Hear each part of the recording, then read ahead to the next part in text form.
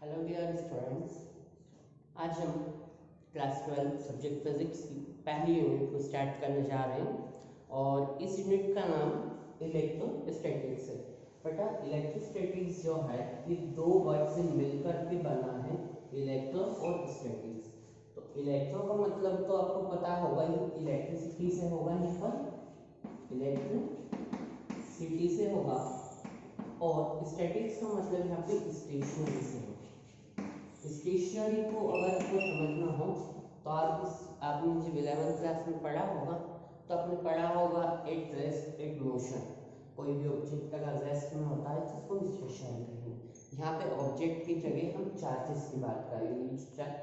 जो यूनिट है उसमें जो पहले चैप्टर का नाम है वो इसका नाम है इलेक्ट्रिक चार्जेस एंड फील्ड। तो यहाँ पर जो भी स्टेशनरी होगा वो कौन होगा? चार्ज होगा। तो ये यूनिट है और इसका जो चैप्टर है वो हम स्टार्ट करते हैं। तो स्टैटिक इलेक्ट्रिसिटी होती क्या है, इलेक्ट्रिसिटी स्टैटिक्स होता क्या है, ये देखते हैं अपन। इसको देखने के लिए पहले हमको एक टॉपिक और देखना पड़ेगा। जो टॉपिक है आपका, यदि आप कोई भी दो ऑब्जेक्ट को क्या करते हो, एक दूसरे के साथ रब करोगे। अगर मान लो आपने फॉर एग्जांपल अगर मैं लेता हूँ, अगर आप एक ग्लास की रॉड ले लेते हो, क्या लेते हो? ग्लास की रॉड लिया आपने और इस ग्लास की रॉड को आप किसके साथ, सिल्क क्लॉथ के साथ क्या करते हो, अगर आप रब करोगे तो ये दो ऑब्जेक्ट हो गए। जब आप इन दोनों ऑब्जेक्ट को रब करोगे तो एक फ्रिक्शन प्रोड्यूस होगा। तो रब करने से क्या होता है, एक फ्रिक्शन प्रोड्यूस होगा, और जो फ्रिक्शन प्रोड्यूस होगा तो क्या होगा, इसके ऊपर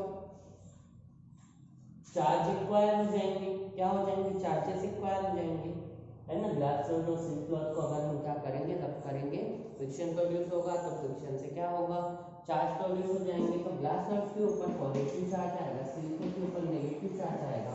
अब इन चार्ज के आने की वजह से फ्रिक्शन होगा, और फ्रिक्शन होने की वजह से जो इलेक्ट्रिसिटी प्रोड्यूस होगी उसी को हम बोलेंगे फ्रिक्शन इलेक्ट्रिसिटी या फ्रिक्शनल इलेक्ट्रिसिटी हम कहेंगे। यहाँ तक समझ में आया कि when we take two objects है ना and rub it together, then a friction is produced and the electricity so produced is called the frictional electricity। ये तो हो गया कि दो ऑब्जेक्ट को रब करने से एक फ्रिक्शनल इलेक्ट्रिसिटी होता है, लेकिन हमारा तो नाम जो यूनिट का है वो इलेक्ट्रिसिटी क्या है, स्टेशनरी। तो इलेक्ट्रिसिटी स्टेशनरी क्या होता है हमको ये देखना है बेटा। अगर कोई भी आपके पास दो ऑब्जेक्ट है या कोई आपके पास दो बॉडीज है, अगर उनमें क्या होना चाहिए, प्रॉपर्टी हो, किस चीज की प्रॉपर्टी होना चाहिए, लाइट बॉडीज को अट्रैक्ट करने की, मतलब जो भी हल्की वस्तुएं होंगी लाइट बॉडीज को अट्रैक्ट करने की अगर उसके अंदर प्रॉपर्टी है ना, उसको अगर हम लाइट बॉडीज को हम चार्ज कह सकते हैं। अगर चार्ज को अट्रैक्ट करने की प्रॉपर्टीज हो, है ना, तो उसी को हम क्या कहते हैं, जो चार्ज है वो इलेक्ट्रीफाई होगा, और जो इलेक्ट्रिसिटी उसकी इन दोनों की वजह से प्रोड्यूस होगी अट्रैक्टिंग होने की वजह से, उसी को हम स्टैटिक इलेक्ट्रिसिटी कहेंगे। तो यहाँ तक समझ में आया। अब इसके बाद का जो हमारा टॉपिक होगा वो टॉपिक हमारा चार्जेस के बारे में होगा। तो चार्ज क्या है, तो ये तो खैर चीज तो वो समझ में आ गई। प्लस और माइनस चार्ज क्यों आया, कि due to transfer of electrons की वजह से इसके पॉजिटिव पे नेगेटिव चार्ज। इसके बारे में हम आगे भी और समझेंगे। इसके बाद एक और चीज बता देता हूँ मैं तुमको यहाँ पर, कि चार्ज क्या होता है बेटा। चार्ज व्हाट इज चार्ज, अगर तुम पूछते कि चार्ज क्या होता है तो कह देना कि जब भी हम दो ऑब्जेक्ट को रब करेंगे और उससे जो भी प्रोड्यूस होगा वो क्या होगा, चार्ज ही कहलाएगा। चार्ज यहाँ पे टू टाइप्स के होते हैं। कितने टाइप्स के? टू टाइप्स के होंगे। पहला होगा पॉजिटिव चार्ज। कौन सा चार्ज होगा? पॉजिटिव चार्ज होगा। और सेकंड यहाँ पे होगा नेगेटिव चार्ज। कौन सा चार्ज? Negative charge. कि जो पॉजिटिव चार्ज होगा तो क्या पता है कि जिसको प्लस से डिनोट करेंगे, नेगेटिव है तो इसको माइनस से डिनोट करेंगे। अब एक चीज और बता देता हूँ इसी में, आइए कंसेप्ट आगे कुछ होगा चार्ज वाला भी। अगर आपके पास सेम चार्जेस है, कैसे चार्ज है, सेम चार्ज है, सेम चार्ज बोलो या तो उसको बोलो लाइट चार्ज। क्या बोलो? Light charges. अब लाइट चार्जेस है तो कुछ भी हो सकता है, वो प्लस प्लस भी हो सकते हैं, प्लस या प्लस भी हो सकते हैं, या माइनस माइनस भी हो सकते हैं, है ना। अगर मैं बोलूँ कि सेम चार्जेस नहीं है, मतलब क्या है, अनलाइक चार्जेस, अलग अलग चार्ज क्या हो सकते हैं बेटा, प्लस माइनस भी हो सकते हैं, या माइनस प्लस भी, पॉजिटिव नेगेटिव या नेगेटिव पॉजिटिव भी हो सकते हैं, है ना। तो ये अनलाइक चार्ज होगा, ये लाइक चार्जेस होगा।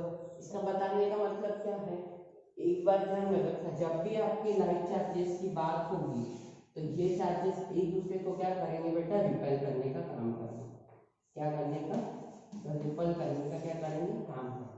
और जब भी अनलाइक चार्जेस की मैं बात करूंगा तो ये हमेशा क्या करेंगे, अट्रैक्ट करने का काम करेंगे, क्या करने का, अट्रैक्ट करने का काम करेंगे। तो ये चीज आपको समझ में आई। Charge, two types of charge, positive negative हो गए। अगर भाई आपके पास सेम चार्जेस लाइक चार्ज है, चाहे वो पॉजिटिव पॉजिटिव हो, नेगेटिव नेगेटिव हो, अनलाइक चार्ज जैसे तो पॉजिटिव नेगेटिव या नेगेटिव पॉजिटिव हो सकता है। इसके बाद क्या होगा, अगर सेम चार्जेस है लाइक चार्जेस है तो वो चार्ज क्या करेंगे, एक दूसरे को रिपेल करेंगे, और अनलाइक होंगे तो वो क्या करेंगे, एक दूसरे को अट्रैक्ट करने का काम करेंगे। जैसे यहाँ पे मैंने तुमको बताया था, ग्लासोन और सिल्क क्लॉथ, ये दोनों कैसे अनलाइक चार्जेस है, तो ये दोनों क्या करेंगे, अट्रैक्ट करने का काम करेंगे। इतना समझ में आया। इसके बाद का अगला जो टॉपिक आएगा हमारा, वो आता है बेटा आपका कंजर्वेशन ऑफ चार्ज। क्या आता है, कंजर्वेशन ऑफ चार्ज। देखो इसको तो आप 11th की केमिस्ट्री में पढ़ चुके हो, तो कंजर्वेशन ऑफ चार्ज क्या था। कंजर्वेशन का मतलब भी आपको समझ में आता होगा कि किसी चीज को बचाना। तो कंजर्वेशन ऑफ चार्ज होता क्या है कि ये इन एन आइसोलेटेड सिस्टम, किसी भी आइसोलेटेड सिस्टम में the charge can neither be created और नॉर बी डिस्ट्रॉयड, है ना। This is the law of conservation of charge. किसी आइसोलेटेड सिस्टम में, आइसोलेटेड का मैं मतलब बता देता हूँ क्या होता है। आइसोलेटेड सिस्टम का मतलब होता है कि ऐसा system, a system which is completely unaffected by the external factor या environment बोल सकते हैं। आइसोलेटेड सिस्टम का मतलब होता है कि एक ऐसा सिस्टम होना चाहिए जो कंप्लीटली क्या होना चाहिए, अनअफेक्टेड होना चाहिए एक्सटर्नल एनवायरनमेंट से, मतलब उसको बाहर की कोई भी चीज उसको अफेक्ट ना करे, वो कहलाता है हमारा अनआइसोलेटेड सिस्टम। कंजर्वेशन ऑफ चार्ज का मतलब मैंने क्या बोला कि the charge can neither be created, ना तुम चार्ज को बना सकते ना उस चीज को डिस्ट्रॉय कर सकते, यही हमारा कंजर्वेशन ऑफ चार्ज है। This is very basic concept of this unit, this chapter. The next topic is that, हमारा अगला जो टॉपिक है वो हमारा अगला टॉपिक है quantization of charge. Quantization of charge क्या है अगला टॉपिक हमारा, quantization of charge. Quantization of charge भी क्या होता है, ये भी इन एन आइसोलेटेड सिस्टम में ही होता है। ये सिस्टम भी कैसा होगा, इन आइसोलेटेड सिस्टम ही होगा। इसमें क्या होता है कि जो चार्ज ऑकर होते हैं किसी भी सिस्टम में, जो भी चार्ज होंगे वो चार्ज कैसे होंगे आपके, वो चार्ज आपके होंगे इंटीजर मल्टीपल में। कैसे होंगे, इंटीजर मल्टीपल में होंगे, है ना। कैसे होंगे, इंटीजर मल्टीपल में होंगे। इसी को हम क्वांटाइजेशन ऑफ चार्ज कहते हैं। मैं डेफिनेशन एक बार फिर से देता हूं। In an isolated system, in an isolated system the charge occur is the integer multiple. क्या होते हैं ये, इंटीजर मल्टीपल होते हैं। इसी को हम क्या बोलते हैं, क्वांटाइजेशन ऑफ चार्ज बोलते हैं।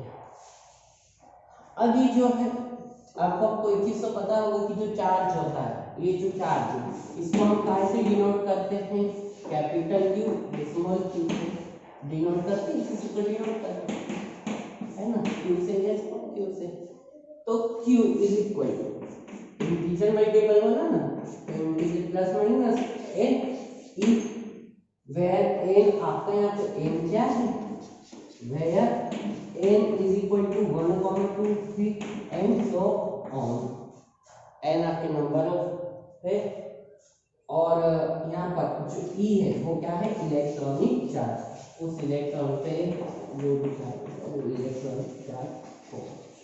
क्लियर है, q चार्ज, n आपका क्या हो गया, नंबर्स हो गए, और e आपका हो गया इलेक्ट्रॉनिक चार्ज। तो Q is equal to plus minus n e, ये आपका क्वांटाइजेशन ऑफ चार्ज है।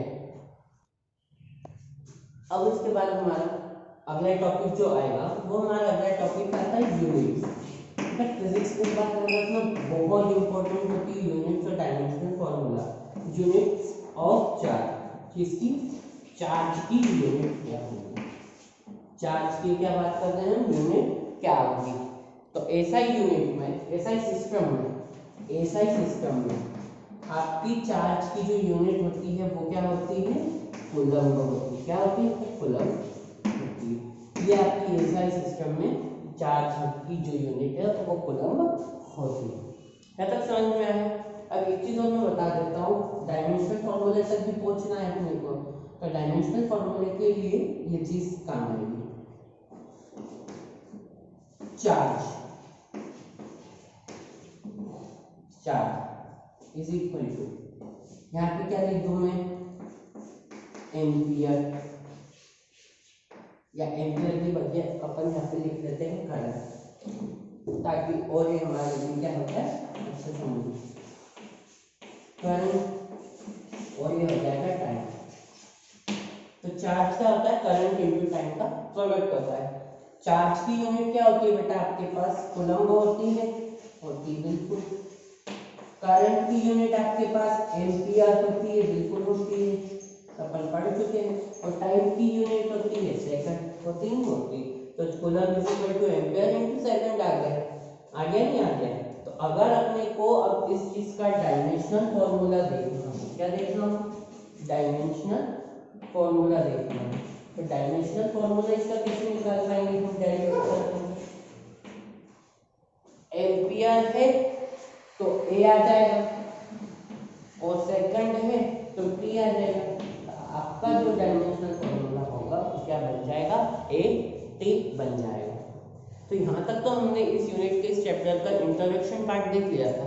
अब हम जो स्टार्ट करने जा रहे हैं, जो टॉपिक हम स्टार्ट करेंगे, तो अब वो हमारे मेन टॉपिक्स होंगे और इम्पोर्टेंट टॉपिक्स होंगे इस यूनिट के। इंट्रोडक्शन पार्ट यहाँ पर खत्म हो गया। अब हमारे जो मेन टॉपिक्स आने वाले हैं, जो इम्पोर्टेंट टॉपिक्स भी है इस यूनिट के इस चैप्टर के, अब वो हमको देखना है। अगर आपको मेरा इंट्रोडक्शन यहाँ तक पसंद आया हो तो आप इसे लाइक करें, शेयर करें, अपने फ्रेंड्स तक पहुँचाएं, अपने क्लासमेट तक बताएं कि बहुत अच्छा चैनल है ये, और इसमें आपको फिजिक्स की हर एक अपडेट्स मिलती रहेगी। इसके लिए आप बेल आइकन को भी प्रेस करें, लाइक शेयर सब्सक्राइब जरूर करें, और ताकि आपको मेरे अपकमिंग वीडियोस की जानकारी मिलती रहे। बहुत जल्द मैं आपके सामने इस मेन टॉपिक्स का वीडियो लेकर के आ रहा हूँ। जब तक के लिए पढ़ते रहिए, and thank you for watching this video.